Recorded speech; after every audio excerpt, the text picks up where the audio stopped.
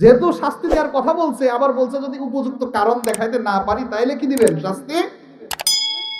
এবার ভয়ে ভয়ে গেছে সুলাইমান আলাইহিস সালামের দরজার ভিতরে ঢুকছে। ঢোকার পরে সালাম কালাম দিয়েছে, দেওয়ার পরে বলেন, সুলাইমান আমি কই গেছিলাম জানেন? কই গেছিলেন? আমি এমন একটা জায়গায় গিয়েছিলাম যে জায়গা সম্পর্কে আপনি নিজেও জানেন না। বলেন সুবহানাল্লাহ। এখন প্রশ্ন আসতে পারে, সুলাইমান আলাইহিস সালামকে এত বড় বাদশাহী দিয়েছেন আর এইটা জানেন না, এটা কোনো কথা হইলো? এর কয়েকটা উত্তর হতে পারে।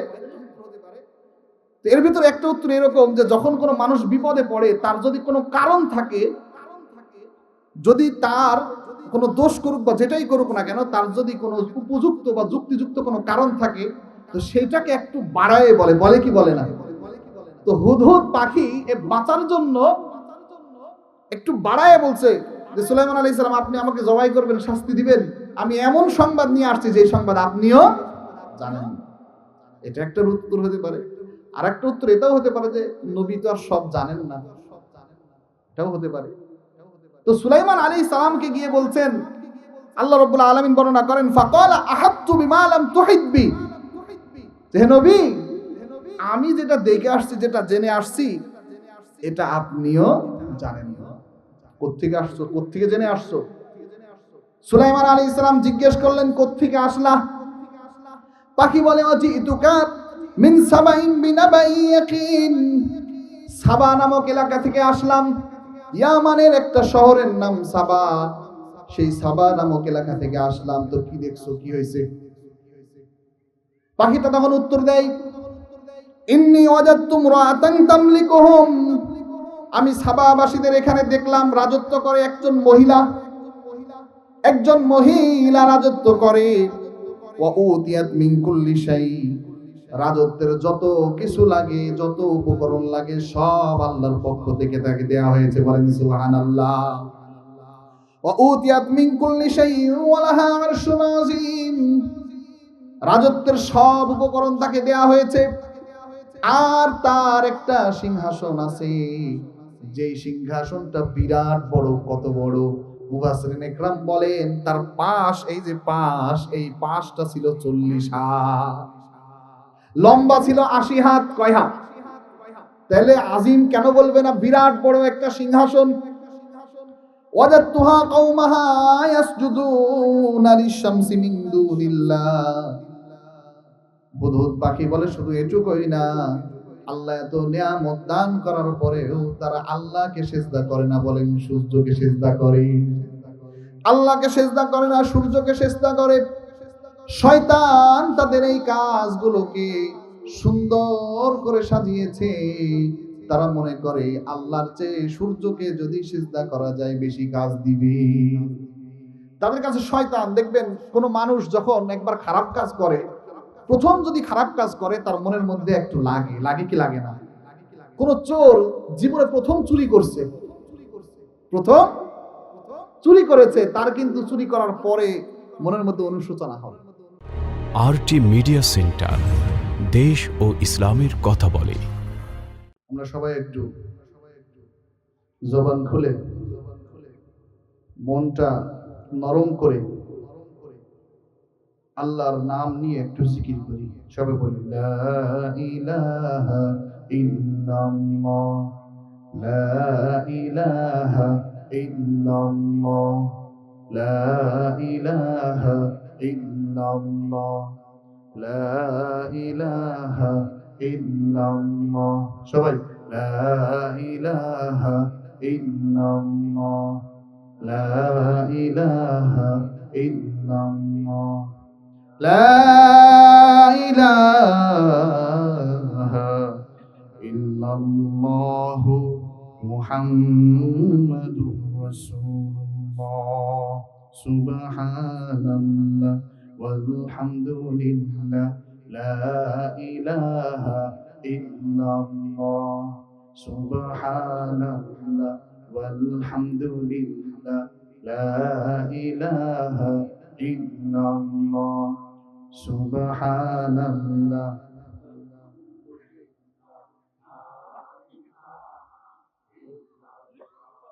সুবহানাল্লাহ ওয়ালহামদুলিল্লাহ, লা ইলাহা ইল্লাল্লাহ লা ইলাহা ইল্লাল্লাহু মুহাম্মাদুর রাসূলুল্লাহ।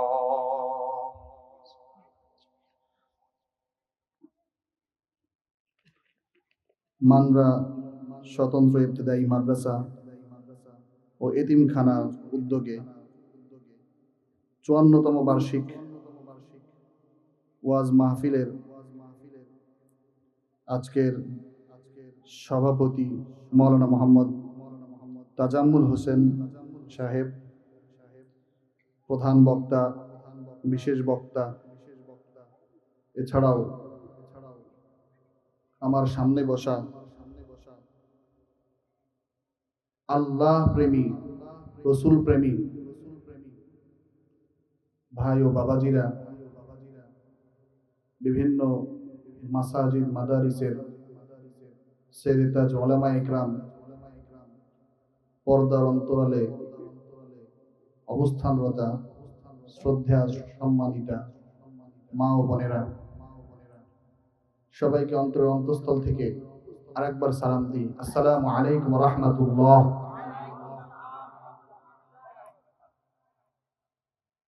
আমাদের মানরার ভিতরে, এই অঞ্চলের ভিতরে মানুষ কি আমরা এই কয়েকজনই না আরো আছে? কিন্তু এখনো পর্যন্ত তারা হয়তো জানে না যে এখানে মাহফিল হচ্ছে, তাই না? তাহলে যারা এখনো আসে নাই তারা বেশি লাভবান না আমরা যারা এখনো উপস্থিত হয়ে গিয়েছি তারা বেশি লাভবান? এই জন্য আমরা খুশি না বেজার? যদি খুশি হয়ে থাকি, মহান মালিকের দরবারে শুকরিয়া আদায় করা দরকার আছে না? সবাই আমরা কালিমাতুশ শুকর পড়ি, আলহামদুলিল্লাহ। সামনের মানুষ খুশি, পিছনের মানুষ তেমন একটা খুশি না। আপনারাও কি খুশি আছেন পিছনে যারা আছেন? তাহলে আপনারাও একটু বলেন, সবাই বলেন আলহামদুলিল্লাহ। মাশাআল্লাহ। এবার বোঝা গেছে খুশি হলে কি আওয়াজ বাড়ে না? হঠাৎ করে ঢাকা বিশ্ববিদ্যালয়ে বা ঢাকা মেডিকেলে আপনার সন্তান চান্স পেয়ে গেল, তো শোনার সাথে সাথে আপনার হৃদয়ের মধ্যে একটা কম্পন সৃষ্টি হয়ে যায়, হয় কি হয় না? সবাইকে ফোন দিয়ে তখন জানাই, ভাই আমার ছেলে ঢাকা মেডিকেলে চান্স পেয়েছে, বলে কি বলে না? কেন জানাই? খুশিতে। এটা এই অহংকার করার জন্য না, কিন্তু যে আমার ছেলে চান্স পেয়েছে তোরটা পাই না, এটার জন্য না, মূলত জানাই খুশির কারণে যে আমার সন্তান চান্স পেয়েছে, এটা খুব ভালো লাগছে। তো এখানে আসতে পেরেও আমরা আলহামদুলিল্লাহ খুশি, কি বলেন? আরেকবার আমরা সবাই আল্লাহ বলবো, শুধু কি বলবো? একেবারে দিলটাকে নরম করে আল্লাহকে এমন ভাবে ডাকবো যেন আমার সামনে আল্লাহ উপস্থিত। পারবো তো ইনশাআল্লাহ? সবাই বলি আল্লাহ, আবারও বলি আল্লাহ। আলহামদুলিল্লাহ। আমি আপনাদের সামনে সূরা তাকাসুরের প্রথম কয়েকটি আয়াত তেলাওয়াত করেছি। সূরা তাকাসুর আল্লাহ রাব্বুল আলামিন নাজিল করেছেন কাদের জন্য? কোরআনে কারীম নাজিল করেছেন কাদের জন্য? সবকিছুই আমাদের জন্য। আমরা মানুষ যেহেতু সবকিছুই আমাদের জন্য। আল্লাহ রাব্বুল আলামিন ৩০ নম্বর পারার সূরা তাকাসুর নাজিল করে দিয়ে বান্দাদেরকে একটু স্মরণ করায় দেন, বিভিন্ন কিছু মাঝে মধ্যে কি করায় দেন? স্মরণ করায় দেন, ওয়াজ করেন। আল্লাহ কি করেন? ওয়াজ করেন মানুষদেরকে, যে মানুষ যেন ওয়াজ নসিহত শুনে জাহান্নামের পথ থেকে জান্নাতের দিকে আসতে পারে, বিপথে গেলে সুপথে আসতে পারে। তো আমি আপনাদের সামনে সূরাতুত তাকাসুরের কয়েকটি আয়াত তেলাওয়াত করেছি। প্রথম আয়াতটা ছিল আলহাকুমুত তাকাসুর। অনেকের মুখস্থ আছে না? কার কার মুখস্থ একটু হাত উঠাই তো। মাশাআল্লাহ মাশাআল্লাহ। যাদের মুখস্থ নাই আমরা ইনশাআল্লাহ কি করব, চেষ্টা করব। হ্যাঁ, তো আল্লাহ তাআলা প্রথমেই বলেন আলহাকুমুত তাকাসুর, ধন সম্পদের লোভ, প্রতিযোগিতা, প্রাচুর্য তোমাদেরকে আল্লাহ গাফেল করে দিয়েছে। কি করে দিয়েছে?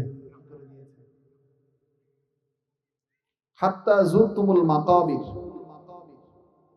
আর এই গাফেল, যে গাফেল একবার হয়ে যায়, কতদিন গাফেল থাকে? মাকাবির, একেবারে মরা পর্যন্ত, গোরস্থানে যাওয়া পর্যন্ত। কোন পর্যন্ত? একটা কথা আছে না যে মানুষের আশা পুরায় না যতদিন না কবরের মাটি মুখে পড়ে। তো ধন সম্পদের ভালোবাসা, মহাব্বত যদি কারোর অন্তরে ঢুকে যায়, তাহলে তার দুনিয়াও শেষ, আখিরাতও। আল্লাহ তাআলা ধন সম্পদ মানুষকে দেন, আবার কিছু মানুষকে দেন না। দেওয়াটাও পরীক্ষা, না দেওয়াটাও। আমাকে দেয় নাই, আল্লাহ আমাকে এভাবে পরীক্ষা করতে চান। আবার যাকে দিয়েছেন তাকেও আল্লাহ পরীক্ষা করতে চান। আল্লাহ বলেন ইন্নামা আমওয়ালুকুম ওয়া আওলাদুকুম ফিতনাহ, যে তোমাদের সম্পদ, তোমাদের সন্তান তোমাদের জন্য ফিতনা। মুফাসসিরিন ইকরাম বলেন ফিতনা অর্থ হচ্ছে পরীক্ষা। ফিতনা অর্থ কি? পরীক্ষা। তাহলে ধন সম্পদ আল্লাহ কাউকে দিয়ে পরীক্ষা করেন, আবার কাউকে না দিয়ে পরীক্ষা করেন। কথা বোঝা যাচ্ছে তো? একটু মনোযোগ দিয়ে শুনবেন ইনশাআল্লাহ। তো এই পরীক্ষার ভেতরে যারা উত্তীর্ণ হয় তারা হলো সফল, আর যারা উত্তীর্ণ হতে পারে না তারা কি হয়ে যায়? বিফল। এখন আমরা তো আমাদের সমাজে যাদেরকে দেখি অধিকাংশই কি হয়, ধন সম্পদ পাওয়ার পরে তারা কি হয়ে যায়? আল্লাহকে ভুলে যায়, উদাসীন হয়ে যায়। অধিকাংশ এমন হয় না? এই কারণেই আল্লাহ রাব্বুল আলামিন এই সূরার ভিতরে বলছেন আলহাকুমুত তাকাসুর, তোমাদের ধন সম্পদের যে আকাঙ্ক্ষা, চাহিদা, প্রাচুর্য, এটাই তোমাদেরকে কি করে দিয়েছে? উদাসীন করে দিয়েছে। কার থেকে উদাসীন করেছে? জোরে বলেন, কার থেকে? আল্লাহ থেকে উদাসীন করে দিয়েছে। কিন্তু আবার এমন কিছু বান্দা আছে যারা ধন সম্পদ পাওয়ার পরেও তারা স্মরণ করে কাকে? আল্লাহ তাআলা কুরআনে কারীমের ভিতরে এই দুই ধরনের মানুষের, দুই ধরনের ব্যক্তিদের উদাহরণ দিয়েছেন। বলেন সুবহানাল্লাহ। যারা ধন সম্পদ পেয়েছে কিন্তু আল্লাহকে বলে নাই, তাদের উদাহরণ দিয়েছে। আবার যারা ধন সম্পদ পেয়েও আল্লাহকে ভুলে গিয়েছে, তাদের উদাহরণ দিয়েছে। বলেন সুবহানাল্লাহ। সুলাইমান আলাইহিস সালাতু ওয়াস সালামের নাম শুনেছি আমরা? কে কে শুনেছে একটু হাত উঠাই তো। মাশাআল্লাহ, লিল্লাহি তাকবীর, লিল্লাহি তাকবীর। মাশাআল্লাহ, বোঝা যায় যে এই অঞ্চলের মানুষ একটু পড়াশোনা করে। নাম শোনা এটাও অনেক বড় জিনিস। অনেক জায়গায় আছে নাম শুনিনি, এমন অনেক জায়গায় আছে। তো সুলাইমান আলাইহিস সালাতু ওয়াস সালামকে আল্লাহ রাব্বুল আলামিন এত পরিমাণ ধন সম্পদ, বাদশাহী দান করেছিলেন, দুনিয়ায় আর কাউকে এরকম দান করেননি, রাজত্ব দান করেননি, এরকম সম্পদ দান করেন।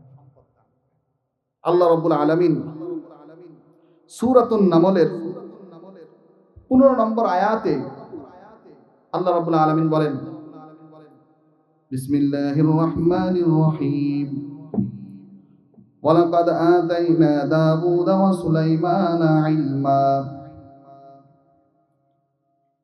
আমি আল্লাহ দাউদ এবং সুলাইমানকে ইলম দিয়েছি, কি দিয়েছি? কি দিয়েছি? এখন ইলম তার মানে একটা ফজিলতপূর্ণ জিনিস, কি বলেন? আল্লাহ যাকে ইলম দেন, নাহলে তো আল্লাহ বলতেন না। ইলমটাও কি জিনিস? ফজিলতপূর্ণ জিনিস।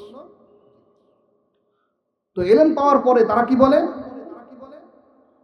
وقال الحمد لله الذي فضلنا على كثير من عباده المؤمنين।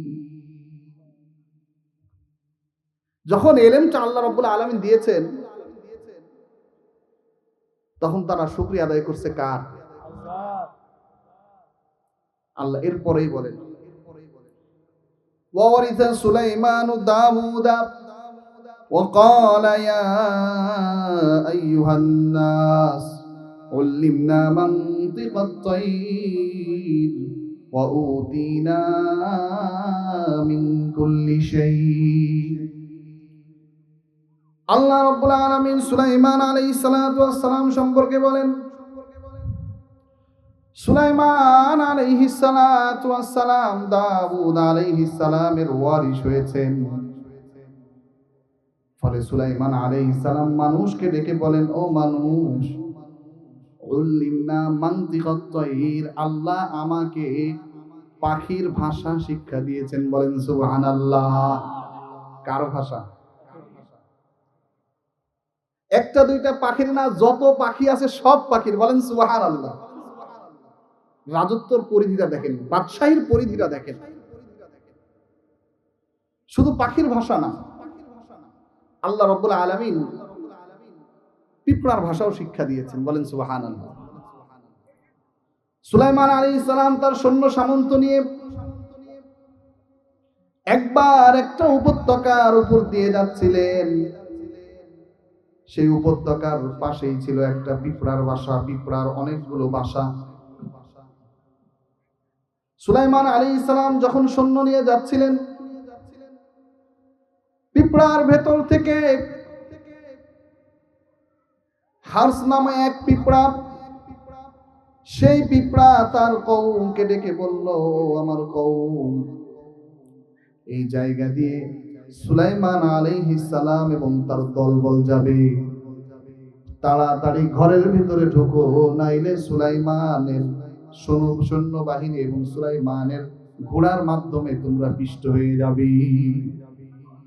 আল্লাহ রাব্বুল আলামিন বলেন, হাত্তা ইদা আতাউ আলা ওয়াদিন নামল, সুলাইমান আলাইহিস সালাম আর তার বাহিনী যখন পিঁপড়ার উপত্যকার পাশ দিয়ে গেল, পিঁপড়ার উপত্যকার কাছে আসলো, ক্বালাত নামলা, একটা পিঁপড়া বলে উঠল, ইয়া আইয়ুহান নামলু দুখুলু মাসাকিনাকুম, ও পিঁপড়া, ও আমার ভাই, তাড়াতাড়ি তোমাদের গৃহে ঢুকো, তাড়াতাড়ি তোমাদের বাড়িতে ঢুকো। কেন ঢুকবো?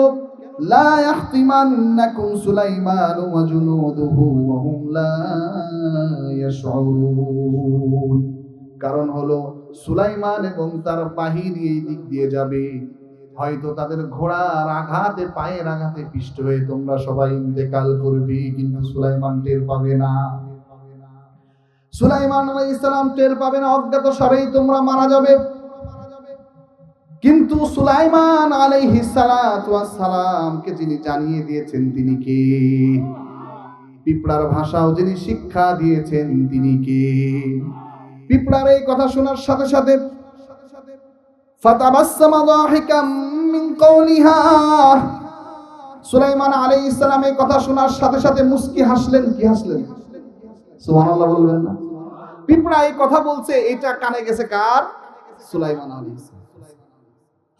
তাইলে এই পিঁপড়ার ভাষাও আল্লাহ রাব্বুল আলামিন শিক্ষা দিয়েছিলেন কাকে? পাখির ভাষা শিক্ষা দিয়েছিলেন কাকে? সব ভাষা আল্লাহ কম দেন নাই, রাজত্বও দিয়েছিলেন, আবার পাখির ভাষাও, আবার সেনাবাহিনীর মধ্যে তার সেনাবাহিনী কি শুধু মানুষ ছিল? আল্লাহ যে কি দিয়েছেন, আল্লাহু আকবার। আল্লাহ রাব্বুল আলামিন বলেন, وحشر لسليمان جنوده من الجن والإنس والطير। আল্লাহ রাব্বুল আলামিন সুলাইমান আলাইহিস সালামের জন্য একত্রিত করেছেন, তার সেনাবাহিনীতে একত্রিত করেছেন, মানুষকে একত্রিত করেছেন, জিনকে একত্রিত করেছেন, পাখিকে একত্রিত করেছেন। আল্লাহ রাব্বুল আলামিন সেনাবাহিনীর মধ্যে শুধু মানুষকে রাখেন নাই, বলেন সুবহানাল্লাহ। আমাদের যদি কারোর হইতো এরকম, কারোর অধীনে মনে করেন মানুষও আছে, জিনও আছে, আবার পাখিও আছে, কারোর সাথে যদি শত্রুতা হইতো তাহলে মারামারি আর করা লাগতো না, পাখিকে সবাই মিলে আদেশ দই ওর বাড়ি যাই সব ভাইকে দিয়ে আসবে, বলতো কি বলতো না? আল্লাহ তাআলা জিনকেও তার সেনাবাহিনীর অন্তর্ভুক্ত করেছেন, আবার পাখিকেও অন্তর্ভুক্ত করেছেন।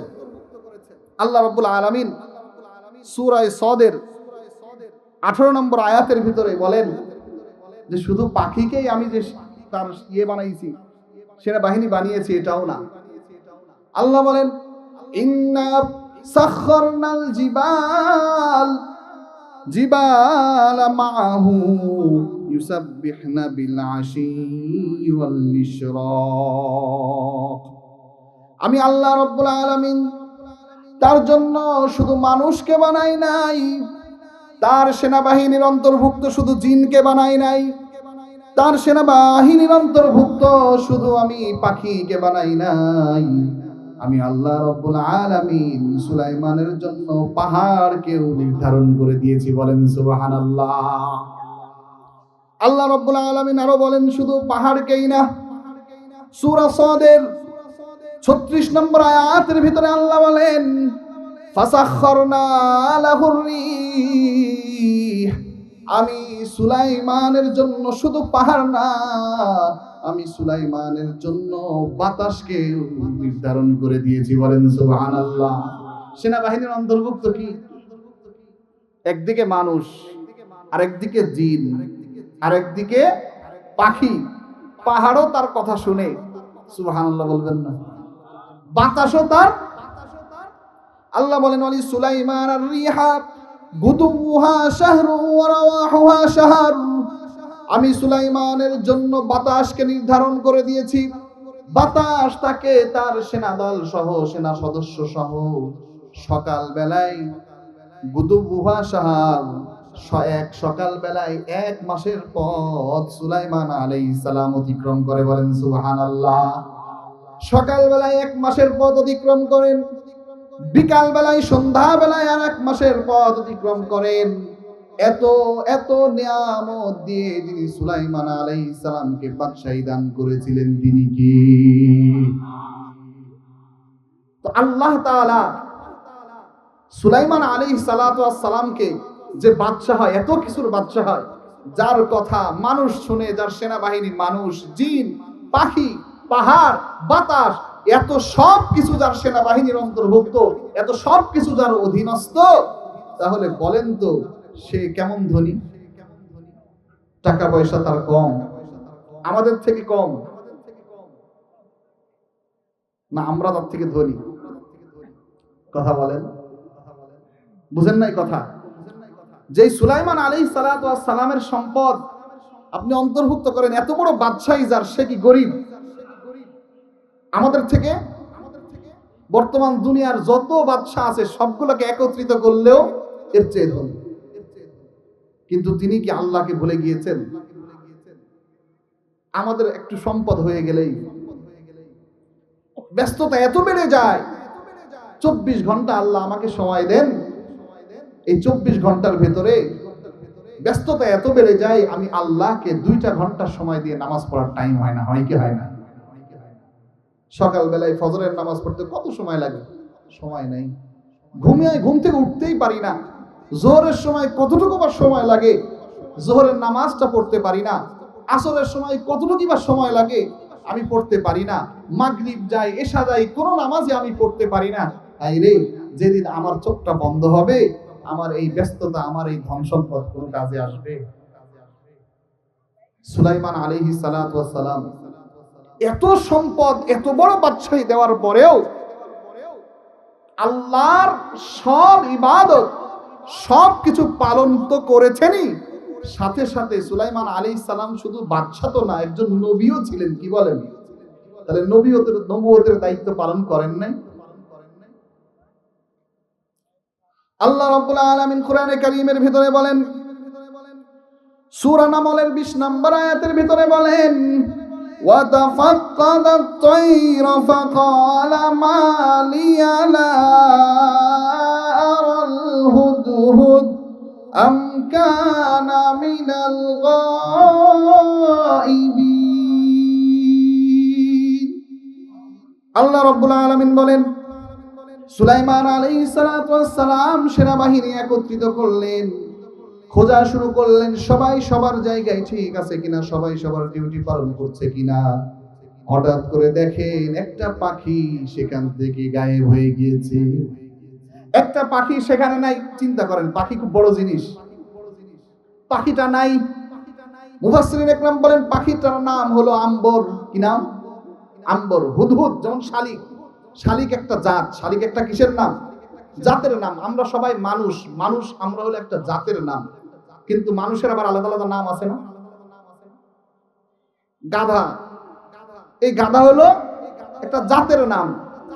জিন একটা জাতের নাম, আলাদা আলাদা নাম থাকতে পারে। তো তাফসীর ইবনে কাসিরের ভিতরে বলে যে ওই যে পাখিটা হুদহুদ পাখি, এই হুদহুদ পাখির নাম ছিল আম্বর। নাম কি?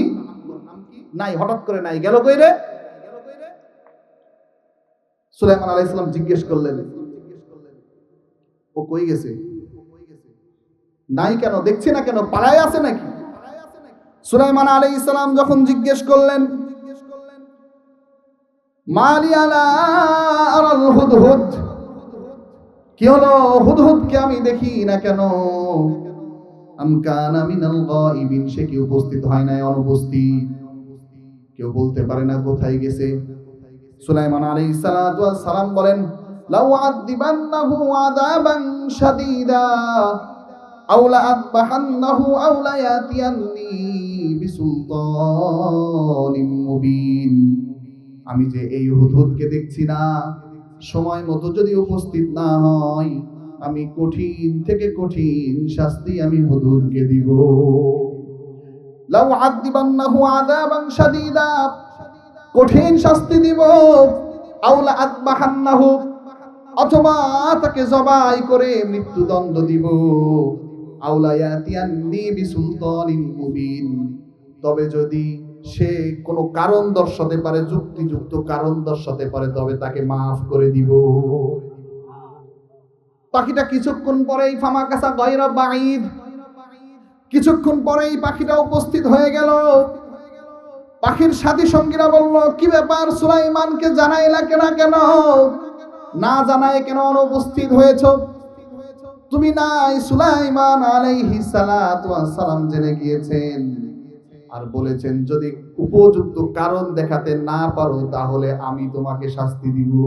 পাখি তখন বলল, তাহলে একটু বাঁচার উপায় আছে।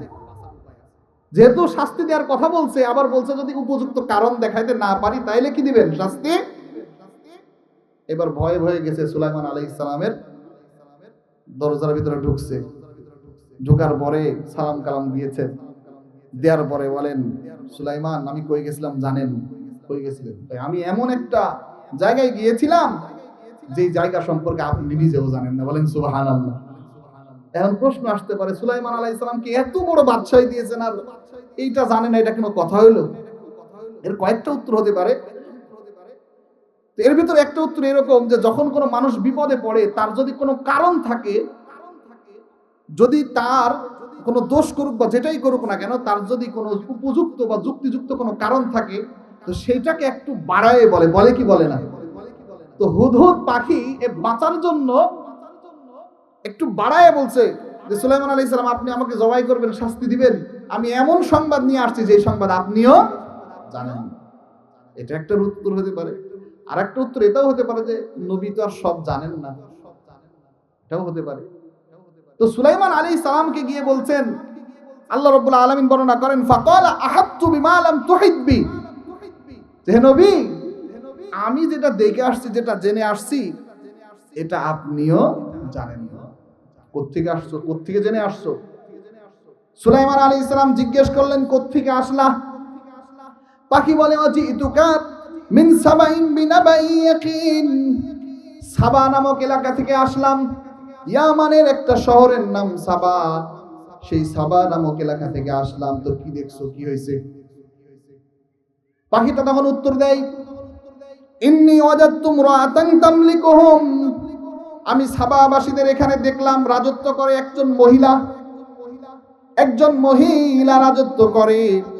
ওয়া উতিয়াত মিন কুল্লি শাই, রাজত্বের যত কিছু লাগে, যত উপকরণ লাগে, সব আল্লাহর পক্ষ থেকে তাকে দেয়া হয়েছে। বলেন সুবহানাল্লাহ। ওয়া উতিয়াত মিন কুল্লি শাই ওয়া লাহা আরশুন আযীম, রাজত্বের সব উপকরণ তাকে দেয়া হয়েছে, আর তার একটা সিংহাসন আছে, যেই সিংহাসনটা বিরাট বড়। কত বড়? মুফাসসিরিন ইকরাম বলেন, তার পাশ, এই যে পাশ, এই পাশটা ছিল 40 হাত, লম্বা ছিল 80 হাত। কয় হাত? তাহলে আজিম কেন বলবে না? বিরাট বড় একটা সিংহাসন। ওয়াজাতুহা কওমাহা ইয়াসজুদুনা লিশ-শামসি মিন দুনিল্লাহ, হুদহুদ পাখি বলে, শুধু এটুকুই না, আল্লাহ এত নিয়ামত দান করার পরেও তারা আল্লাহকে সিজদা করে না। বলেন, সূর্যকে সিজদা করে, আল্লাহকে সিজদা করে না, সূর্যকে সিজদা করে। শয়তান তাদের এই কাজগুলোকে সুন্দর করে সাজিয়েছে। তারা মনে করে আল্লাহর চেয়ে সূর্যকে যদি সিজদা করা যায় বেশি কাজ দিবে। তাদের কাছে শয়তান, দেখবেন কোন মানুষ যখন একবার খারাপ কাজ করে, প্রথম যদি খারাপ কাজ করে তার মনের মধ্যে একটু লাগে, লাগে কি লাগে না?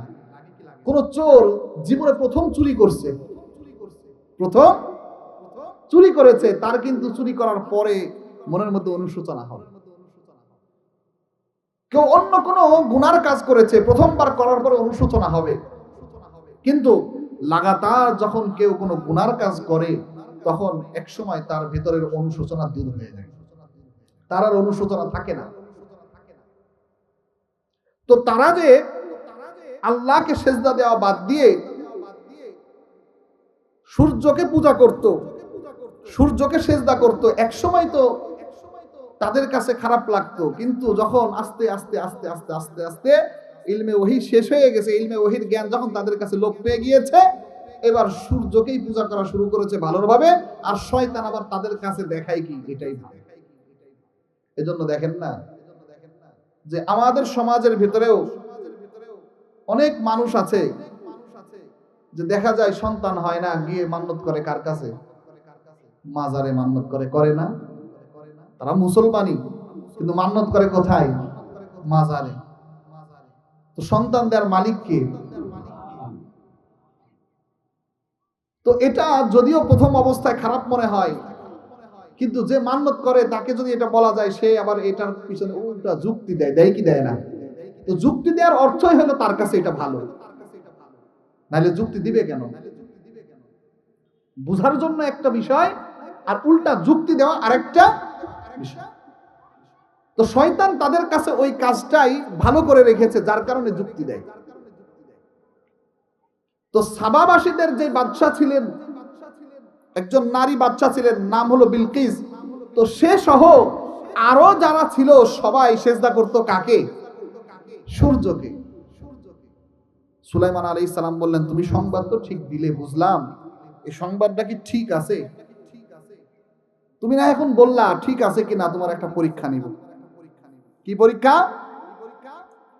আমি একটা চিঠি লিখে দিব, এই চিঠিটা তুমি দিবে এবং দেখবো এর উত্তর কি আসে। যদি উত্তর আসে বুঝলাম যে হ্যাঁ, বাস্তবে তুমি সত্য কথা বলছো, আর যদি উত্তর না আসে তাহলে বুঝো।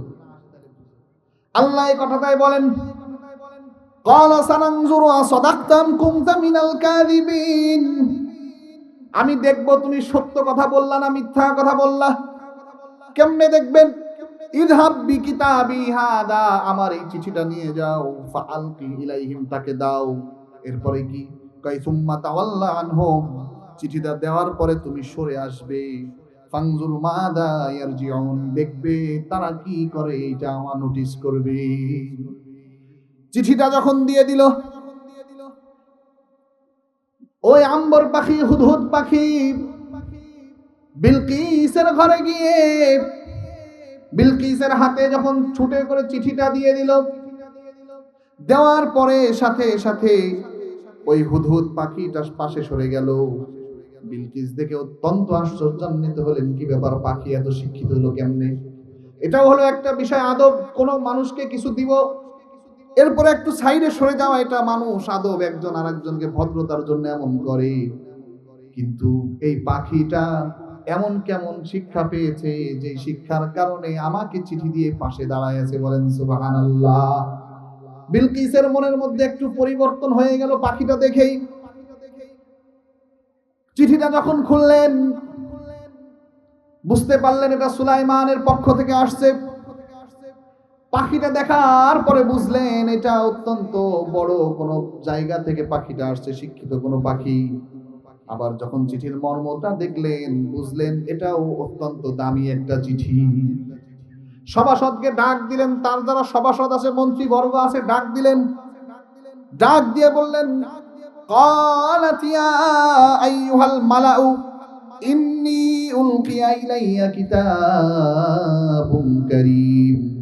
ও আমার সভাসদ, এদিকে আসো, এদিকে আসো, আমার কাছে আসো, আমার কাছে আসো। অহংকার করো না, অহংকার করে আমাকে তুচ্ছ তাচ্ছিল্য করো না, আমার আক্রমণের অপেক্ষায় থেকো না।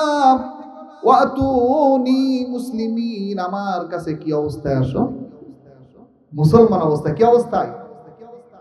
আমার কাছে যে আসবা, এটা কি অবস্থায় আসবা? মুসলমান অবস্থায়, এমনি এমনি আইসো না। ক্বালাত ইয়া আইয়ুহাল মালাউ আফতুনি ফি আমরি। ওই বিলকিস সভাসদকে ডাক দিয়ে বললেন, ও আমার সভাসদ, আফতুনি ফি আমরি, আমাকে যে চিঠি দেওয়া হয়েছে, এই চিঠির বিষয়ে তোমরা পরামর্শ দাও। তার মানে আমি যে যাব মুসলমান অবস্থায়, তার মানে হলো আত্মসমর্পণকারী হিসাবে আমাকে যে যেতে বলা হয়েছে, আমি কি এখন যাব না কি করব? পরামর্শ দাও। সভাসদ বলে উঠল, মা কুনতু কাতিআতান আমরান হাত্তা তাশহাদুন। قالوا نحن أولو قوة وأولو بأس شديد والأمر إليك فانظري ماذا تأمرين। সভাসদ বলে উঠল, আমরা অত্যন্ত শক্তিশালী একটা দল, আমাদের শক্তি অনেক বেশি, আমাদের সৈন্য সামন্ত অনেক বেশি, আবার আমরা প্রচন্ড যোদ্ধা, যুদ্ধের ময়দান থেকে কখনো পলায়ন করি নাই। তবে আমাদের শক্তিও আছে, সামর্থ্য আছে, আমরা ভালো যোদ্ধা। তবে সিদ্ধান্ত যিনি নিবেন তিনি হলেন আপনি। আপনি যেটা বলবেন সেটা শুনবেন। শক্তিও আছে, সামর্থ্য আছে, কিন্তু আপনি যদি বলেন যে আমাদেরকে আত্মসমর্পণ করতে হবে, মুসলমান হতে হবে, আমরা মুসলমান হব। আর যদি বলেন যে আমরা যুদ্ধ করব, আপনার জন্য যুদ্ধ করতেও প্রস্তুত। তো বিলকিস বলে উঠলেন, قالت إن الملوك إذا دخلوا قرية أفسدوها। চিঠি দেখে বুঝতে পারছিলেন এটা অনেক বড় কারোর পক্ষ থেকে চিঠি। তার মনের মধ্যে তখন থেকেই পরিবর্তন হওয়া শুরু হয়েছে। সভাসদদেরকে বললেন, যদি আমাদের উপরে আক্রমণ হয় আর যদি তারা কোনোভাবেই বিজয়ী হয়, তবে মনে রাখবে, কোন বাদশা যদি কোনো এলাকার ভেতরে ঢুকে ওই এলাকাকে ধ্বংস করে দেয়, শুধু এলাকাকে ধ্বংসই করে না, ওয়াজআলু আইজ্জাতা আহলিহা লিল্লাহ, এলাকাকে ধ্বংস করে দেয়, আর এলাকার ভিতরে যারা সম্মানিত আছে, এলাকার ভিতরে যারা সম্মানজনক অবস্থানে আছে, তাদেরকে লাঞ্ছিত অপদস্থ ওই সমাজের ভিতরে ওই বাদশারা করে। যেহেতু সমাজের ভিতরে বাদশারা এমনই করে, তাই আমাদের কাজ হলো ওয়া ইন্নী মুরসিলাতুন ইলাইহিম বিহাদিয়াহ। আমরা একটা কাজ করে দেখি বাদশা, ইন্নী মুরসিলাতুন ইলাইহিম বিহাদিয়াহ, আমরা তার কাছে হাদিয়া পাঠাই। কি পাঠাই? এটাও এক ধরনের পরীক্ষার মতোই, যে আমরা তার কাছে হাদিয়া পাঠাবো, উপঢৌকন পাঠাবো, যদি সে সত্যি সত্যি সাধারণ কোনো বাচ্চা হয় তাহলে এই হাদিয়াটা বা এই উপঢৌকন নিয়ে সে চুপ করে থাকবে। আর যদি অন্য কোনো ধরনের বাচ্চা হয়, অনেক উঁচু ধরনের বাচ্চা হয় বা অন্য কোনো উদ্দেশ্য থাকে, তাহলে তাও আমরা বুঝতে পারবো। তো তিনি সব রেডি করলেন, অনেকগুলো মানুষকে রেডি করলেন, আর সবার কাছেই স্বর্ণ রূপা যত ভালো ভালো উৎকৃষ্ট সম্পদ আছে সব দিয়ে দিলেন, যে তোমরা গিয়ে সুলাইমান আলাইহিস সালামকে এইগুলো হাদিয়া দিবা। দেখো তারা কি বলে। তো তারা যখন সুলাইমান আলাইহিস সালামের কাছে আসছে, সুলাইমান আলাইহিস সালামকে যখন হাদিয়া দেওয়ার জন্য আসছে, সুলাইমান আলাইহিস সালাম দেখছেন কি এটা, এটা আপনার জন্য হাদিয়া, এইটা নিয়ে আসছো কেন? আল্লাহ আমাকে যা দিয়েছেন তোমাদের এইগুলোর থেকে তো অনেক অনেক গুণ উত্তম, আমার তো এগুলোর দরকার নাই। সুবহানাল্লাহ বলেন।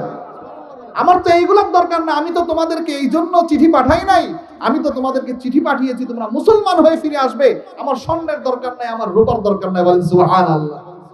আল্লাহ রাসূল সাল্লাল্লাহু আলাইহি ওয়াসাল্লাম যখন দাওয়াত দিতে থাকলেন, একসময় মক্কার কাফেররাও আল্লাহ রাসূলের কাছে আসছিলেন, আসার পরে বললেন, মুহাম্মদ তুমি একটা কাজ করো। কি কাজ? যে তুমি এই দাওয়াত দেওয়া বা আমাদের এই প্রতিমাকে গালি দেওয়া বন্ধ করো। তোমার যদি সম্পদ লাগে তাহলে আমরা কি করব?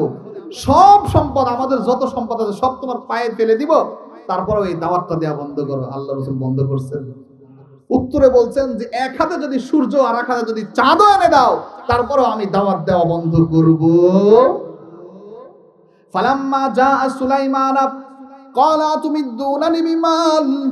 সুলাইমান আলাইহিস সালামের কাছে যখন বিলকিসের হাদিয়া পৌঁছে গেল, সুলাইমান আলাইহিস সালাতু ওয়াস সালাম বললেন, আমাকে কি সম্পদ দ্বারা সাহায্য করতে যাচ্ছ? ফামা আতানি আল্লাহু খায়রুম মিম্মা আতাকুম।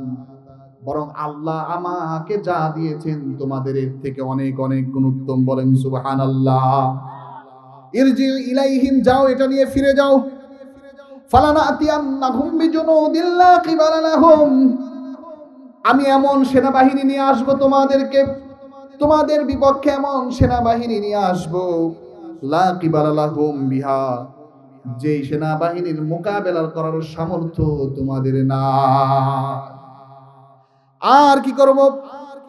যখন বিজয় হয়ে যাব, ওয়ালা নুখরিজান্নাহুম মিন হাদিল্লাহ, তোমাদেরকে আমি লাঞ্ছিত অবস্থায় বের করব, ওয়াহুম সাগিরুনা, অপমানিত অবস্থায় আমি বের করে দিব। সুতরাং চিঠির ভিতরে যেটা বলেছি, আমার হাদিয়ার দরকার নাই, বরং মুসলমান হয়ে ফিরে আসো। বলেন সুবহানাল্লাহ। এবার যখন সংবাদ চলে গেছে, সংবাদ যখন বিলকিসের কাছে গেছে, আবার পরামর্শ বসাইছেন সভাসদদের সাথে, কি করা যায়, কি করা যায়। বিলকিস আগেই যেহেতু পরিবর্তন হয়ে গিয়েছে, বিলকিস তখন বলে উঠলেন, তাহলে এখন আর এইভাবে থাকার দরকার নাই, চলো আমরা সুলাইমানের দরবারে চলে যাই। বলেন সুবহানাল্লাহ। বিলকিস তখন 10,000 সেনাবাহিনী, 10,000 মানুষ নিয়েছেন, যে 10,000 মানুষের প্রত্যেকের অধীনে 1 লাখ করে সেনাবাহিনী নিয়েছেন। বলেন সুবহানাল্লাহ। বিলকিস যখন এখানে বের হয়েছে, সুলাইমান আলাইহিস সালাতু ওয়াস সালাম টের পেয়েছেন, যেহেতু ওই পাখিটা বলছিল তার সিংহাসনটা অনেক বড়। সুলাইমান আলাইহিস সালাম তার মুজিজা দেখানোর জন্য একটু সংবাদ দিলেন। মুজিজা কেন? নবীরা মুজিজা দেখায় বা মুজিজা যে মাঝে মধ্যে প্রকাশ পায়, এটা প্রকাশ এই জন্য করেন যেন মানুষ এই মুজিজা দেখে নবীদের প্রতি আরো অনুগত হয়, আনুগত্যশীল হয়, আল্লাহকে যেন চিনতে পারে। এজন্য সুলাইমান আলাইহিস সালাম তার সভাসদদের যারা ছিল তাদেরকে বললেন, ক্বালা ইয়া আইয়ুহাল মালাউ আইয়ুকুম ইয়াতিনি বিআরশিহা, কে আছে এমন যে বিলকিস আমার এখানে পৌঁছানোর আগে আগেই তার সিংহাসনটা এনে দিতে পারবি? সে আমার এখানে মুসলমান হয়ে আসার আগে আগে সিংহাসনটা আনতে পারবে। ক্বালা ইফরিতুম মিনাল জিন আনা আতিকা বিহি ক্বাবলা আন তাকুমা মিন মাকামিক। শক্তিশালী এক জিন বলল, ও সুলাইমান, তোমার কাছে বিলকিস আসার আগে আগেই বরং তুমি যে চেয়ারে বসে আছো এই চেয়ার থেকে উঠার আগে আগেই আমি বিলকিসের এই সিংহাসন নিয়ে আসবো। বলেন সুবহানাল্লাহ। সুলাইমান আলাইহিস সালাম আরেকটু আগে আনতে যাচ্ছিলেন, চেয়ার থেকে দাঁড়াবে এরও আগে আনতে যাচ্ছিলেন। قال الذي عنده علم من الكتاب, ওই সময় আল্লাহ যাকে কিতাবের ইলম দান করেছিলেন, ইলমে ওহী দান করেছিলেন, এমন একজন আলেম বলে উঠলেন, আনা আতিকা বিহি ক্বাবলা আন ইয়ারতাদ্দা ইলাইকা তরফু, আপনি চোখের একটা পলক ফেলবেন ও সুলাইমান, চোখের একটা পলক পড়ার আগে আগে আমি তার সিংহাসন আপনার সামনে এনে দিব। বলেন সুবহানাল্লাহ। ফালাম্মা রাআহু মুস্তাকিররান, চোখের পলক ফেলেছেন, চোখ থেকে পলক উঠেছে, দেখে সিংহাসনটা সামনে হাজির। বলেন সুবহানাল্লাহ। এখন সিংহাসনটা আনা একটা মুজিজা ছিল। কেন? কারণ বিলকিস যখন ওইখান থেকে বের হয়েছিলেন তো সিংহাসনটা প্রত্যেকটা পাট পাট করে খুলে সে বিভিন্ন ঘরের ভিতরে তালাবদ্ধ করে রেখেছিলেন এবং প্রহরা বসাইছিলেন যাতে এটা চুরি না হয়। আর সেটাকে এত অল্প সময়ের মধ্যে সুলাইমান আলাইহিস সালামের কাছে চলে আসবে এটা তো অসম্ভব বিষয়। এখন যখন চলে আসছে সুলাইমান আলাইহিস সালাম এবার বিলকিসকে একটু পরীক্ষা করতে গেছেন, দেখা যাক ওই বিলকিস বুদ্ধিমতী নারী কিনা বা বাদশা হিসাবে ঠিক আছে কিনা, কেমন আসলে এটা একটু পরীক্ষা করার জন্য তখন সুলাইমান আলাইহিস সালাম যারা সঙ্গী সাথী ছিল, জিন ছিল, বাহিনী ছিল, তাদেরকে বললেন নাক্কিরুলাহা, এই একটা কাজ করো, বিলকিসের যে এই যে সিংহাসনটা আছে এটা একটু মডেলটা চেঞ্জ করে দাও। সুবহানাল্লাহ। মানে যেখানে স্বর্ণ লাগানো আছে এখানে অন্য কিছু লাগাও, একটু চেঞ্জ করো। এরপর আমি দেখবো আত্তাহদি আম তাকুনু মিনাল্লাযিনা লা ইয়াহতাদুন, যে সে আসলে নিজের সিংহাসন চিনতে পারে না পারে না, এটা আমি দেখব। এবার যখন বিলকিস পৌঁছে গেল, আল্লাহ বলেন ফালাম্মা জাআত কিলা হাকাযা আরশু, বিলকিস যখন পৌঁছে গেল সুলাইমান আলাইহিস সালাতু ওয়াস সালাম জিজ্ঞেস করলেন আহাকাযা আরশু, এটি কি আপনার আরশ, এটি কি আপনার সিংহাসন? বলেন সুবহানাল্লাহ। পাল্টাই দিয়েছেন, চেহারা তো পাল্টাই দিয়েছেন। এখন বিলকিসের মনে লাগছে সন্দেহ, যতই পাল্টাক নিজের একটা ব্যবহার করা জিনিস কিছু না চিহ্ন তো থাকে না। অনেক সময় গাড়ি কি করে, গাড়ি চুরি করে, মোটরসাইকেল হোক বা কার হোক, অনেক সময় চুরি করে রং সহ পাল্টায় ফেলে না? কিন্তু পাল্টাইলেও কি চিনা জানা মালিক যে হয় সে চিনতে পারে না, কারণ নিজের ব্যবহারের জিনিস ওই কোনো না কোনো জায়গায় ফাঁক করতে থাকেই।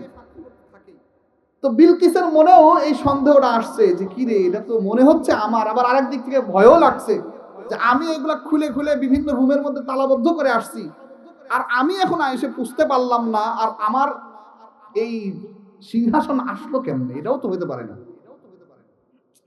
তো উত্তর আবার দিছে যে যখন বললেন যে এই সিংহাসন কি আপনারই, তো বিলকিস বললেন যে মনে তো হচ্ছে আমারই। সুবহানাল্লাহ বলেন। কি বলছে? মনে হচ্ছে আমারই, কিন্তু এখন সরাসরি তো বলতে পারেন না, কারণ এটা তো অসম্ভব বিষয় যে সিংহাসন চলে আসবে। মনে হচ্ছে আমারই। তো সুলাইমান আলাইহিস সালাম বুঝলেন যে এই নারী কি আছে, বুদ্ধিমতী। কিন্তু এখানে যে আনছিলেন, কেন আনছিলেন? দাওয়াত দেওয়ার জন্য। কেন আনছিলেন? দাওয়াত দেওয়ার জন্য। যখন এখানে আসলেন আর সুলাইমান আলাইহিস সালামের নাজ নিয়ামত দেখলেন, যখন বালাখানা দেখলেন, যখন তার বাদশাহী দেখলেন, যখন তার সেনাবাহিনী দেখলেন, সবকিছু দেখার পরে বিলকিস এত কিছু থাকার পরেও সে নিজে নিজে উপলব্ধি করলো যে আমি তো মনে করতাম এই এলাকার মধ্যে, অত্র এলাকার ভিতরে আমি সর্বা, আমি সবার সেরা, কিন্তু আমার এই বাদশাহী সুলাইমানের বাদশাহীর সামনে কিছুই না। বলেন সুবহানাল্লাহ। قالت رب إني ظلمت نفسي وأسلمت مع سليمان لله رب العالمين।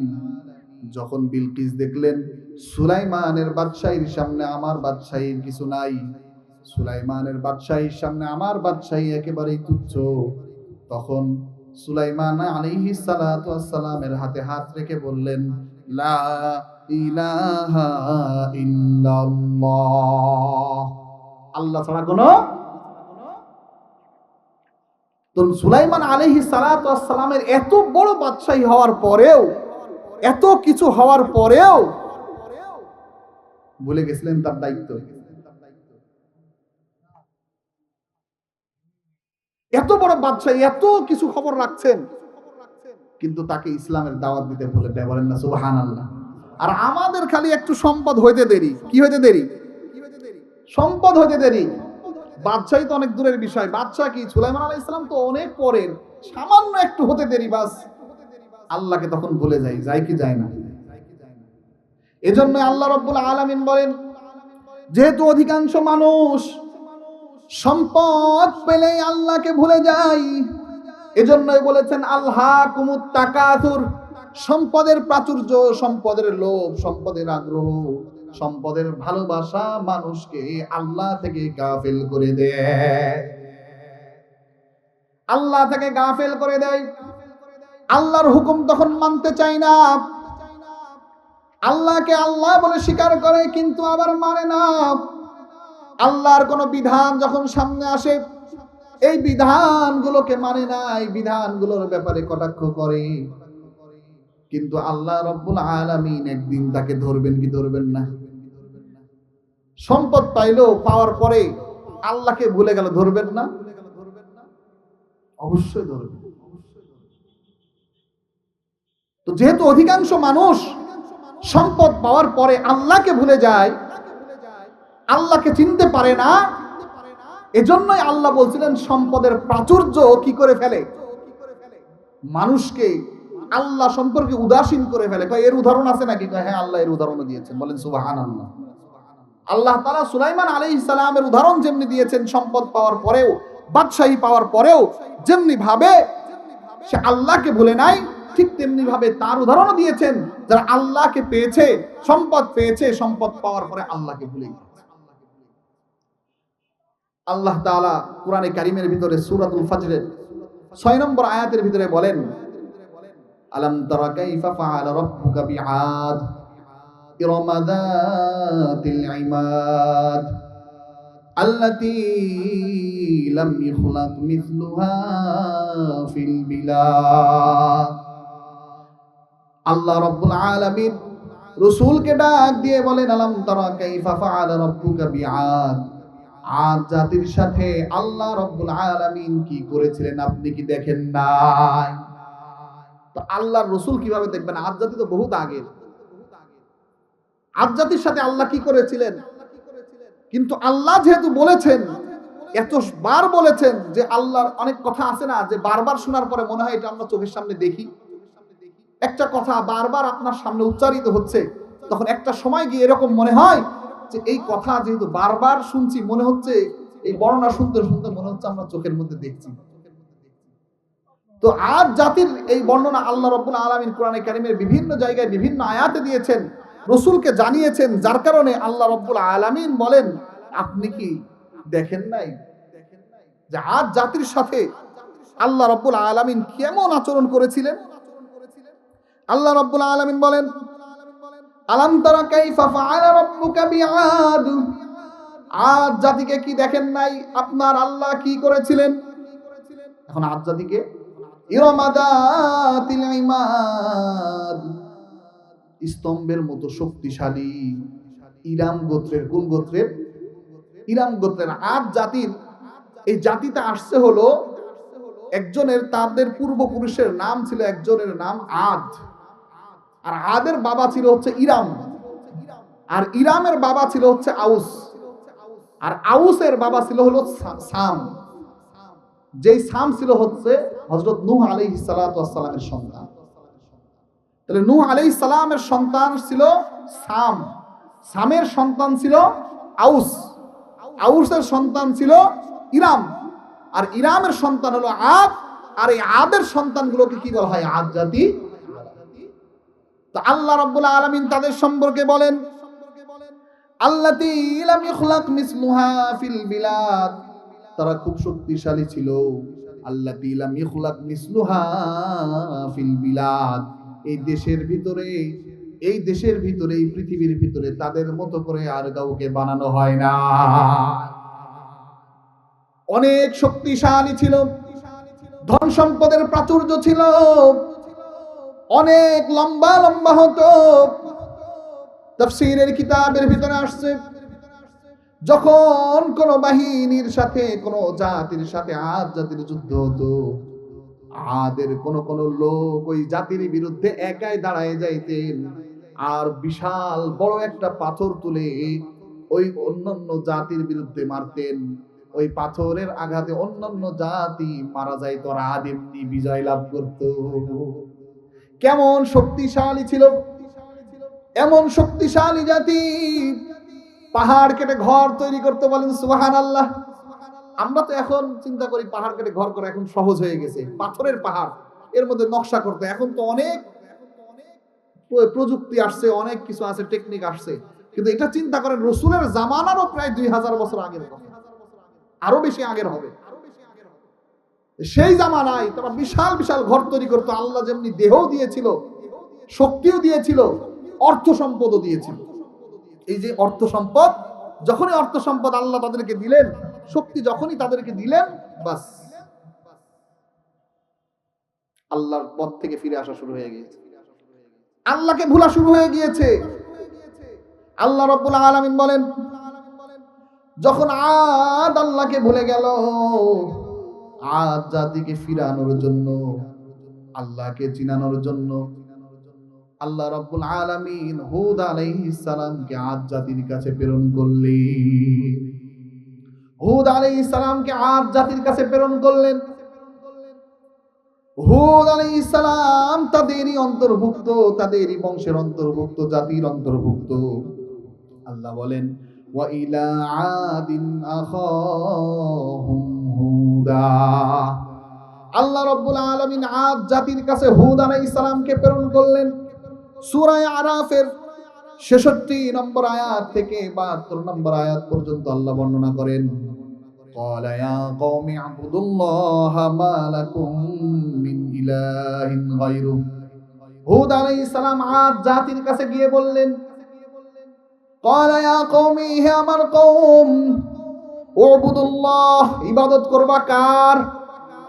আরো জোরে বলেন না, ইবাদত কার? উবুদুল্লাহ, ওই আল্লাহর ইবাদত করো। মা লাকুম মিন ইলাহিন গায়রু, যেই আল্লাহ বাদে আর কোনো ইলাহ নাই, যেই আল্লাহ বাদে আর কোনো আল্লাহ নাই, ওই আল্লাহর ইবাদত করো। তোমরা সম্পদ পেয়ে আল্লাহকে ভুলে গিয়েছো, আল্লাহর হুকুম ভুলে গিয়েছো, এটা বাদ দাও, বরং ইবাদত করো আল্লাহ। কিন্তু তার ভিতরে, আদ জাতির ভিতরে সম্পদের কারণে আল্লাহকে ভুলে গিয়েছে। এমন ভুলেছে যে ব্যক্তি আল্লাহর জন্য দাওয়াত দিচ্ছে, আল্লাহর ইবাদতের জন্য বলছে, সেই ব্যক্তিকেই তখন শুরু করেছে নির্বোধ বলা, বলেন না ঠিক কিনা? এমনি ভাবে শুধু সেই জামানায় না, সেই জামানায় না, যদি যে কোনো জামানায় হোক না কেন, সেই জামানায় যদি আল্লাহকে চিনানোর জন্য যেই ভালো মানুষটা এই সমাজের ভিতরে ভালো কাজ করার জন্য বলে, সমাজের মানুষ তাকে বলে বিশাল বুজুর্গ হয়ে গেছে, বলে কি বলে না? সবাই মিলায় মদ খাচ্ছে, একজন ভালো মানুষ আছে, সে বলল মদ খাবে না, বন্ধুরা বলে বাবা বিশাল বুজুর্গ, বলে কি বলে না? সিগারেট সবাই খাচ্ছে, সে খাবে না, আরে বাবা সুফি সাহেব উঠে আসছে, সিগারেট খাবে না। শুধু সেই জামানায় না, বরং প্রত্যেকটা জামানায় যারা ভালো কাজের আদেশ করেছে, খারাপ কাজ থেকে নিষেধ করেছে, তারা সব জামানায় নির্যাতিত হয়েছে, তারা সব জামানায় নিপীড়িত হয়েছে, তাদের সব জামানায় মানুষের কথা শুনতে হয়েছে, ঠিক কিনা? তো আদ জাতিকে যখন হুদ আলাইহিস সালাম বললেন, ওই আল্লাহর ইবাদত করো যে আল্লাহ ছাড়া তোমাদের কোনো ইলাহ নাই, তখন তার কওমটাকে দেখে বলল, ক্বালাল মালাউল্লাযীনা কাফারু মিন কওমিহি, তার কওমের কাফের সম্প্রদায় যারা আল্লাহকে ভুলে গিয়েছে, আল্লাহর ইবাদতকে ভুলে গিয়েছে, তারা ডাক দিয়ে বলল, ইন্না লানারাকা ফি সাফাহা, ওয়া ইন্না লানাযুন্নুকা মিনাল কাযিবিন। তখন এই সম্প্রদায়ের লোকজন বলা শুরু করলো, ইন্না লানারাকা ফি সাফাহা, নিশ্চয় নিশ্চয় আমরা তোমাকে মনে করছি তুমি একটা নির্বোধ। বলেন নাউজুবিল্লাহ। হয় তুমি নির্বোধ, আর না হলে তুমি মিথ্যাবাদী। ইন্না লানারাকা ফি সাফাহাতিন ওয়া ইন্না লানাযুন্নুকা মিনাল কাযিবিন। হয় তুমি নির্বোধ, আর না হলে মিথ্যাবাদী। আমরা তো জানি আল্লাহ বলে কিছু নাই, বরং আমরা যার পূজা করি এটাই আল্লাহ। সুতরাং তুমি এখান থেকে সরে যাও, তুমি আর এলাকার ভিতরে থাকবে না, দাওয়াত আমাদেরকে দিবে না, সত্য কথা বলবে না, আমাদেরকে আর ভালো কথা বলবে না, এই দাওয়াত নিয়ে আমাদের কাছে আসবে না। কিন্তু হুদ আলাইহিস সালাতু ওয়াস সালাম বললেন, না না, আমি তো তোমাদের কাছে ভালো কথার দাওয়াত দিয়ে যাব যতক্ষণ পর্যন্ত আমার দেহের ভিতরে প্রাণ থাকবে। বলেন সুবহানাল্লাহ। এজন্যই দেখবেন যারা ভালো মানুষ হয়, আল্লাহওয়ালা হয়, যত বাধা বিপত্তি আসুক না কেন, যত ঝড়ঝাপটায় আসুক না কেন, তারা আল্লাহর জন্য মানুষের কল্যাণে ডাকে। কার দিকে? জোরে বলেন, কার দিকে? তো আমরাও যদি এরকম বাধার সম্মুখীন হই, তাহলে কি ডাকা বন্ধ করে দিব? ডাকবো কারে? বিপদে ডাকবো কাকে? সুখে ডাকবো কাকে? হুদ আলাইহিস সালাম কওমকে বললেন, قال يا قوم ليس بي سفاهة ولكني رسول من رب العالمين।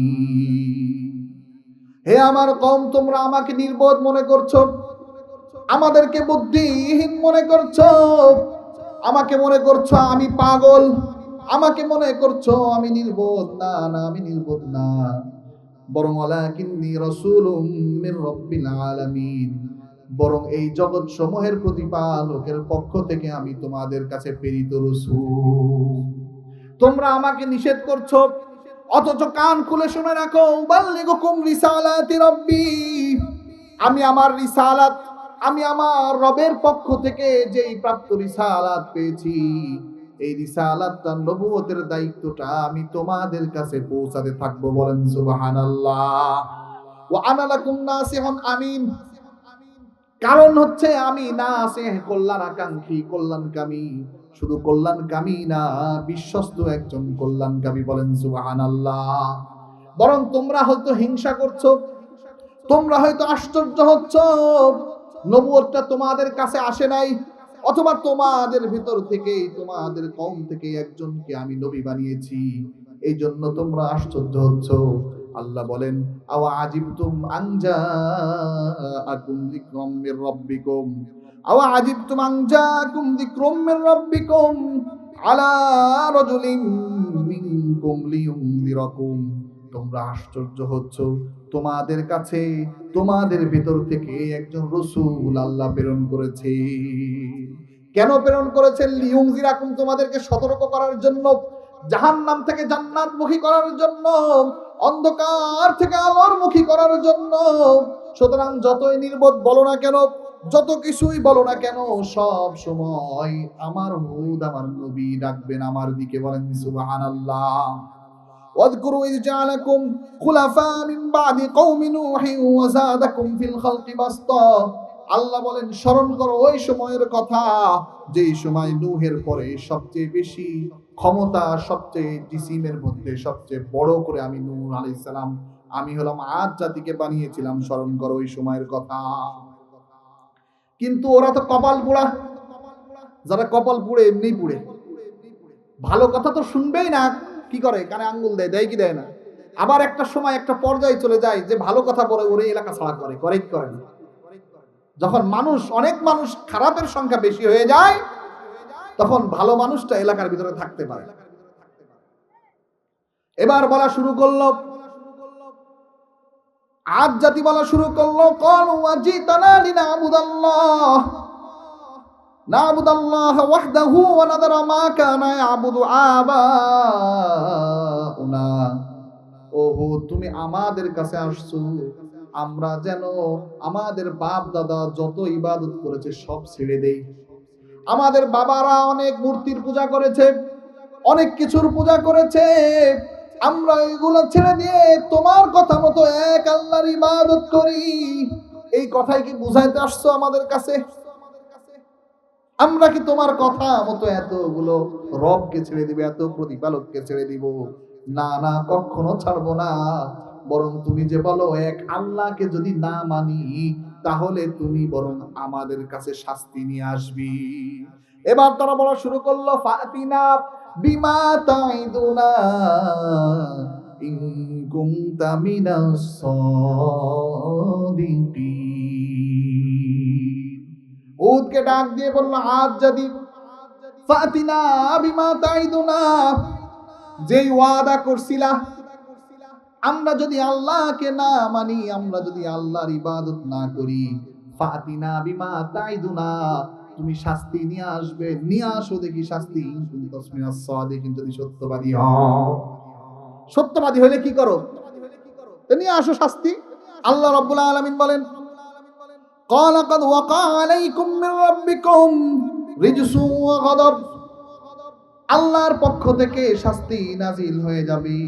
রিজসু ওয়া গাদাব, ক্রোধ নাজিল হয়ে যাবে, শাস্তি নাজিল হয়ে যাবে।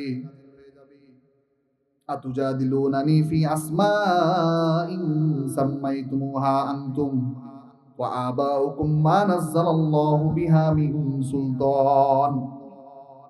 হুদ আলাইহিস সালাম তখন বললেন, তোমরা তোমাদের বাপ দাদা কিছু মূর্তির নাম ধরে ধরে ডাকতো, মূর্তিগুলোকে ডাকতো, এগুলোই যদি ডাকতে থাকো আর এই বিষয়ে যদি আমার সাথে তর্ক করে থাকো, যদি এমনটাই করতে থাকো, ফান্তাজিরু, অপেক্ষা করো। কিসের শাস্তি? চাইলা না? আমি যদি সত্যবাদী হয়ে থাকি তাহলে কি করবা? শাস্তি চাইলা। ফাতিনা বিমা তাইদুনা ইন কুনতা মিনাস সাদিকিন, যে হুদ তুমি যদি সত্যবাদী হও তো শাস্তি নিয়ে আসো। হুদ আলাইহিস সালাম কি বললেন? তোমরা মিথ্যার উপরে আসো। তোমার বাপ দাদারা বিভিন্ন দেবদেবীদেরকে ডাকে, যে ব্যাপারে আল্লাহ কোনো প্রমাণ নাজিল করেন নাই, এটা নিয়ে যদি তোমরা এত শক্তিশালী হয়ে থাকো, আর আমি আসছি সেই আল্লাহর কাছ থেকে যে আল্লাহ আমাদেরকে সৃষ্টি করেছেন, তার সাথে চ্যালেঞ্জ দিচ্ছ, ফান্তাজিরু, অপেক্ষা করো। কি করো? ফান্তাজিরু ইন্নী মাআকুম মিনাল মুনতাজিরিন, অপেক্ষা করো, আমিও তোমাদের সাথে অপেক্ষা করছি। বলেন সুবহানাল্লাহ। বেশি দিন করা লাগছে নাকি অপেক্ষা? হুদ আলাইহিস সালাম যখন এই কথা বললেন, ফাআনজাইনাহু ওয়াল্লাযীনা মাআহু বিরাহমাতিন মিন্না, আল্লাহ রাব্বুল আলামিন বলেন, হুদ আলাইহিস সালামকে আমি বাঁচিয়ে দিলাম, ওয়াল্লাযীনা মাআহু বিরাহমাতিন মিন্না, আর হুদ আলাইহিস সালামকে যারা মেনেছিল, যারা হুদ আলাইহিস সালামের কথা মতো চলতো, তাদেরকে আমি মুক্তি দিয়ে দিলাম। বলেন সুবহানাল্লাহ। ওয়া কাতানা দাবিরাল্লাযীনা কাযযাবু বিআয়াতিনা, আর আমি আদ জাতিকে ধ্বংস করে দিলাম, আদ জাতিকে ধ্বংস করে দিলাম। কেন ধ্বংস করলাম? ওমা কানু মুমিনিন, তারা মুমিন ছিল না। কি ছিল না? মুমিন না হওয়ার কারণে আর চ্যালেঞ্জ করার কারণে আমি কি করলাম? তাদেরকে ধ্বংস করে দিলাম। এখন ধ্বংসটা কেমনে? একবারে খুব সোজাভাবে ধ্বংস করছেন আল্লাহ। আল্লাহ যখন শাস্তি দেন এমনি এমনি দেন না, সেই রকম ধরায় ধরেন। আল্লাহ রাব্বুল আলামিন সূরা হাক্কার ভিতরে বলেন, সূরা হাক্কার 6 নম্বর আয়াত থেকে আল্লাহ রাব্বুল আলামিন বলেন, ওয়া আম্মা আদুন ফাউহলিকু বিরিহিন সারসারিন আতিয়া, আদ জাতিকে ধ্বংস করে দেওয়া হলো বিরিহিন সারসারিন আতিয়া, লাগাতার ঘূর্ণিঝড়ের মাধ্যমে। বলেন না নাউজুবিল্লাহ। ঘূর্ণিঝড় লাগাতার। কেমন ঘূর্ণিঝড়? দেখবেন অনেক বাতাস হলে আপনারা যদি নিজেদেরকে একটু ছেড়ে দিতে চান, অনেক সময় কি করে? বাতাস আমাদেরকে ঠেলে অন্যদিকে নিয়ে যায় না? তো এটা তো এমনি সাধারণ ঝড়, কিন্তু আল্লাহ যখন আযাব দেওয়ার জন্য যে বাতাসটা দেন, ওই বাতাসটা এমন ছিল যে আদ জাতির যারা মুমিন না, এদেরকে এক একজনকে এই বাতাসের তোড়ে একেবারে উপরে তুলে ফেলছে, আসমানের দিকে তুলে ফেলছে, এবং সেখান থেকে দুমড়ে মুচড়ে একবারে ফেলে দিচ্ছে মাটিতে। কোন সময় কোন দেওয়ালের সাথে লাগছে, কোন সময় এই দিকে লাগছে। মুফাসসিরিন ইকরাম বলেন যে যখন এক একজন মানুষকে আকাশে তুলে ফেলছে, এক একজন মানুষকে যখন নিচে আছাড় মারছে, তখন এক একজনের মাথা কেটে পড়ে যাচ্ছে, ভেঙে পড়ে যাচ্ছে, কারোর হাত ভেঙে পড়ে যাচ্ছে, কারোর পা ভেঙে পড়ে যাচ্ছে। নাউযুবিল্লাহ। আল্লাহর শাস্তি। এটা তো একদিন না, এই বাতাস তো অল্প সময় ধরে হয় নাই। আল্লাহ রাব্বুল আলামিন বলেন সাখখারাহা আলাইহিম সাবআ লায়ালি ওয়া সামানিয়াতা আইয়ামিন হুসুমান ফাতারাল কওমা ফিহা সারআ। সাখখারাহা আলাইহিম, আমি ওই বাতাসকে নির্ধারণ করে দিলাম সাবআ লায়াল, 7 রাত। কয় রাত? লাগাতার 7 রাত। ওয়া সামানিয়াতা আইয়াম, 8 দিন। 7 রাত 8 দিন আমি এই বাতাসকে লাগাতার দিলাম। ফাতারাল কওমা ফিহা সারআ, তখন তোমরা কওমকে দেখবে একেবারে মৃত অবস্থায় সবগুলো পড়ে আছে, মৃত অবস্থায় সব শেষ। 7 দিন শুধু বাতাস যদি দেয় আল্লাহ, মাঝে মধ্যে তো ওই যে ঘূর্ণিঝড় হয় না, আমাদের দেশেই তো হয়, এর আগে আইলা হয়ে গেছে, সিডর হয়ে গেছে, কতক্ষণ, বেশি সময় তো না, তাতেই তো দেখা যায় কি কত মানুষ মারা যায়। আর আল্লাহ 7 রাত 8 দিন যদি এরকম বাতাস দেয়, যেই বাতাসের ভিতরে মানুষকে তুলে তুলে আছাড় মারে, তাহলে সেই বাতাসটাই কি অবস্থা হবে। এজন্য আল্লাহ রাব্বুল আলামিন বলেন ফাতারাল কওমা ফিহা সারআ, কওমকে দেখবে একেবারে মৃত অবস্থায় পড়ে আছে। আল্লাহ উদাহরণ দিয়ে বলেন শুধু মৃত অবস্থায় পড়ে আছে এমন না, কাআন্নাহুম আজাযু নাখলিন খাওয়িয়া, যেমন খেজুর গাছের কাণ্ডগুলো পড়ে থাকে এইরকম ভাবে পড়ে আছি। মাঝে মধ্যে আমাদের এলাকায় যখন ঝড় হয় দেখবেন কিছু কিছু গাছগুলো, কিছু কিছু গাছ এমন ভাবে পড়ে যে পিছনের মাটি টাটি শিকড় টিকড় সব উঠে যায় না। তো আল্লাহ তাআলা খেজুর গাছ দিয়ে এরকম বুঝাইলেন কাআন্নাহুম আজাযু নাখলিন খাওয়িয়া, অন্তঃসার শূন্য খেজুর কাণ্ডের মতো পড়ে থাকে মানুষগুলো, সব পড়ে আছে, মাথা নাই কারোর, হাত নাই কারোর, পা নাই। ফাহাল তারা লাহুম মিন বাকিয়া, আদ জাতি যখন ধ্বংস হয়ে গেছে, আদ জাতির কাউকে কি আপনি জীবিত অবস্থায় আর পেয়েছেন নাকি? তেরা কি পেয়ে ধ্বংস হয়েছিল? আদ জাতি কেন ধ্বংস হয়েছিল? আল্লাহকে অস্বীকার করার কারণে। আর আল্লাহকে অস্বীকার করেছে কিসের কারণে? অহংকার, ধন সম্পদ বেশি হয়ে যাওয়ার কারণে। এই কথাই বলছিলাম, আল্লাহ সম্পদ দিয়ে পরীক্ষা করেন, আবার সম্পদ না দিয়েও পরীক্ষা করেন। কাউকে সম্পদ দিয়ে পরীক্ষা করেন আর কাউকে সম্পদ না দিয়ে। আদ জাতিকে আল্লাহ রাব্বুল আলামিন সম্পদ দিয়ে পরীক্ষা করেছেন। আমার অনেককে সুলাইমান আলাইহিস সালাতু ওয়াস সালামকে নবুয়তের সাথে সম্পদ দিয়ে পরীক্ষা করেছেন, কিন্তু সুলাইমান আলাইহিস সালাম সম্পদ পাওয়ার পরেও শুকরিয়া আদায় করেছেন কার? আর আদ যদি সম্পদ পাওয়ার পরে বরং আল্লাহকে ভুলে গিয়েছে, কাফের হয়ে গিয়েছে। সুতরাং কাফের হয়ে যাওয়ার কারণে, আল্লাহকে ভুলে যাওয়ার কারণে শাস্তি নিপতিত হয়েছে। শুধু সেই না, আল্লাহ রাব্বুল আলামিন সম্পদ কারুনকেও দিয়েছিলেন না? কারুনের নাম তো আমরা জানি না? কারুনকেও আল্লাহ সম্পদ দিয়েছিলেন, শুধু একটু অল্প সম্পদ না, বহুত সম্পদ আল্লাহ রাব্বুল আলামিন দিয়েছিলেন। কেমন সম্পদ? তার যে ধনভাণ্ডারগুলো ছিল, এত সম্পদ ছিল, এই ধনভাণ্ডার থাকার কারণে তার যে ধনভাণ্ডারের যে চাবি, কি চাবি, মনে করেন ব্যাংকে কেউ টাকা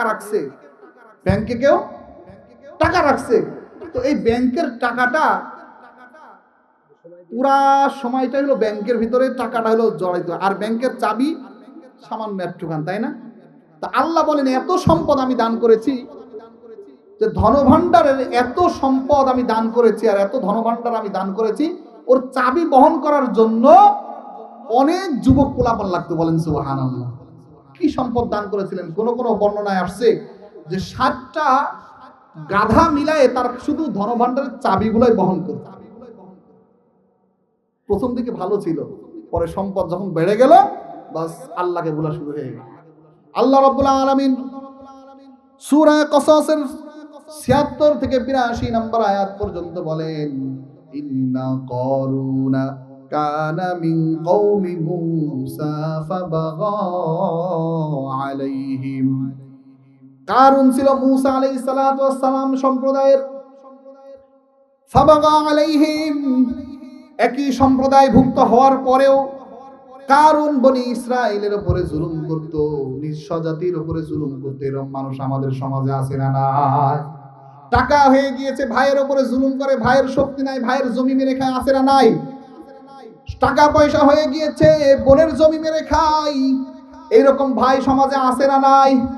টাকা পয়সা বেশি হয়ে গিয়েছে, টাকা পয়সা আল্লাহ সম্পদ দান করেছে, কিন্তু বাবা মাকে দেখে না, এমন সন্তান দুনিয়ার ভিতরে আছে না নাই?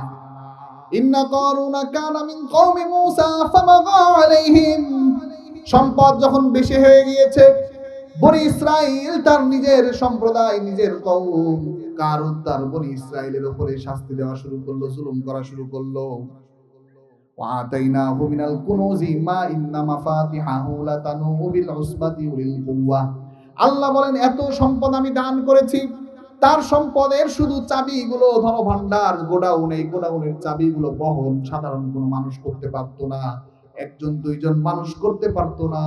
এই চাবিগুলো বহন করার জন্য অনেক অনেক যুবক মানুষ, শক্তিশালী মানুষের প্রয়োজন ছিল। বলেন আল্লাহু আকবার।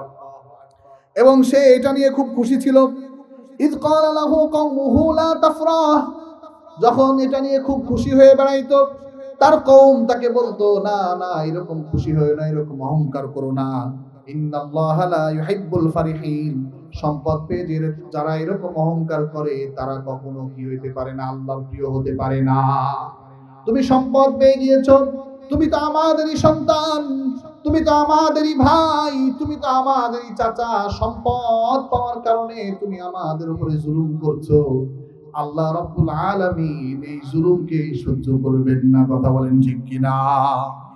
ওয়াবতাগি ফীমা আতাকাল্লাহুদ দারাল আখিরাতা ওয়ালা তানসা নাসীবাকা মিনাদ দুনিয়া। সুতরাং এই সম্পদ পেয়ে আল্লাহকে ভুলে যেও না, বরং এই সম্পদ পেয়ে এই সম্পদটাকে আখিরাত পাওয়ার জন্য কাজে লাগাও। সম্পদ যেহেতু আল্লাহ দিয়েছেন, এই সম্পদটাকে কিসের জন্য কাজে লাগাও? আল্লাহকে পাওয়ার জন্য। কাকে পাওয়ার জন্য? আপনার সম্পদ দিয়েছে, আপনি মাদ্রাসায় দান করেন। আপনার সম্পদ দিয়েছে, আপনি নারায়ে তাকবীর। প্রধান অতিথির আগমন। নারায়ে তাকবীর।